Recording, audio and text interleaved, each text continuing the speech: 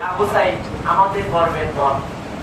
যেভাবে মুক্তি পেয়ে সম্ভাবনাময়ী এই সমস্ত নেতৃত্বকে আগে আসতে হবে, তাদেরকে আমাদের পক্ষে তুলে ধরতে পারবো।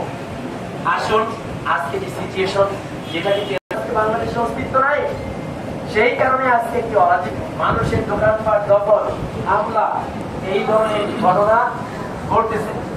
আমরা আপনাদেরকে বলি, 5 তারিখের পর থেকে গতকাল রাত 8টা পর্যন্ত কোন সরকার কিন্তু বাংলাদেশে এক্সিস্ট করেনি, ছিল না। এখন একটি সরকার এসেছে, আমাদের নাগরিক দায়িত্ব হলো সরকারকে করা।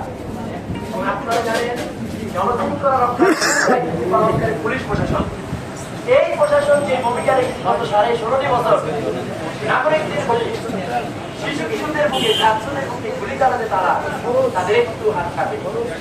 সেই কারণে তাদের নৈতিক গণের খেলার পক্ষ থেকে, আমাদের পক্ষ থেকে আমরা গিয়েছিলাম, আমাদেরকে জয়েন করতে বলে। আমরা দেখলাম সেখানে 5-6 জন সিপাহী, একজন এসআই